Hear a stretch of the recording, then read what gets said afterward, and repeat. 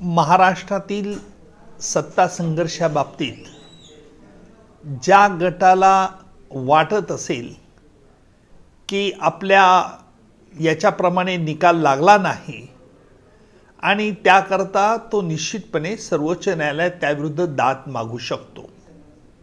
अर्थात या बाबतीत अध्यक्ष काय निर्णय देतात हे जरी महत्त्वाचं असलं तरी हा विषय थोडी खुशी थोडी गम अशाही प्रकारचा असू शकतो आणि त्यामुळे या निकालपत्रामध्ये ज्या विशेषतः अध्यक्षांच्या निर्णयाविरुद्ध जर कुठल्याही गटाला दाद मागायची असेल तर त्यांना उच्च न्यायालय किंवा सर्वोच्च न्यायालय येथे देखील प्रत्यक्ष जाता येईल, कारण घटनापीठाच्या आदेशानुसारच अध्यक्ष महोदय या बाबतीत निर्णय देणार आहेत आणि घटनापीठाने जी काही निरीक्षण नोंदवली आहे त्या संदर्भात त्या निरीक्षणाबद्दल अध्यक्षांची काही वेगळी टीका टिप्पणी असेल आणि त्या टीका टिप्पणीमुळे किंवा त्या निर्णयामुळे जर कुठल्या गटाला वाटत असेल की आपल्यावरती अन्याय झाला आहे तर तो निश्चित डायरेक्ट सर्वोच्च न्यायालयात जाऊ शकतो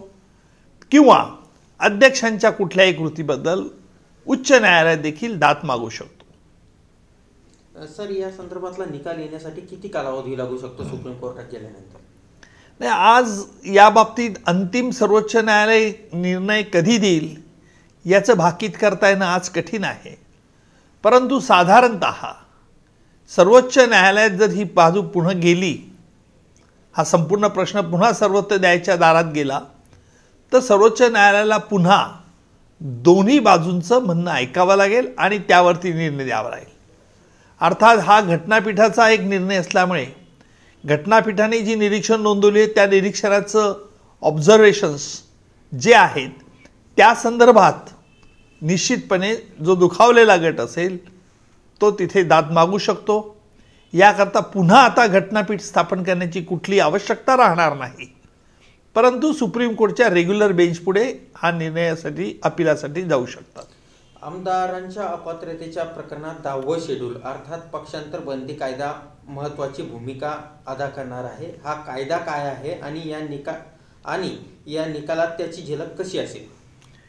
काय या जवळजवळ ह्या निकालपत्रामध्ये अध्यक्षांच्या राजकीय पक्षात कुठला हा एक भाग अध्यक्षांना निर्णय द्यायचा आहे। राजकीय पक्षाने व्हीप जो नियुक्त केलेला आहे तो व्हीप सर्वोच्च न्यायालयाच्या आदेशानुसार ठाकरे गटांचे सुनील प्रभू ह्यांचा योग्य आहे, परंतु त्या बाबतीत सर्वोच्च न्यायालयाने अध्यक्षांना तपासणी करण्याचा अधिकार दिला आहे। याचाच अर्थ असा की विधिमंडळाच्या रेकॉर्डप्रमाणे व्हीप कोणत्या गटाचा रेकॉर्ड झालेला आहे, रजी नोंदणी झालेली आहे हे देखील अध्यक्ष तपासू शकतात। त्यामुळे सर्वोच्च न्यायालयाने जो निर्णय दिलेला आहे या निर्णयाला अधीन राहून विधानसभेचे अध्यक्ष हे आपलं स्वतंत्र मत नोंदवू शकतात। मग त्या निकालानंतर तो काय येतो त्यावरती आपल्याला पुढे भाष्य करता येईल। व्हीपवरून सर्वोच्च न्यायालयानं स्पष्ट केलं होतं की ठाकरे गटाच्या प्रभूंचाच व्हीप लागू होईल, भरत गोगावलेंचा नाही, पण तो निर्णय नार्वेकरांना बंधनकारक आहे का की मूळ राजकीय पक्ष आणि व्हीपबद्दल ते वेगळा निर्णय घेऊ शकतात? आता असं आहे की ज्या अर्थी सर्वोच्च न्यायालयाने स्पष्ट सांगितलेलं आहे की सुनील प्रभू हे त्यावेळेला ज्यावेळेला नोटिसेस निघाल्या त्यावेळेला अपात्रतेच्या दाव्यापर्यंत त्यावेळेला अधिकृत प्रतोद म्हणून होते, नंतर भरत गोगावलेंची व्हीप म्हणून नियुक्ती सर्वोच्च न्यायालयाने नामंजूर केली।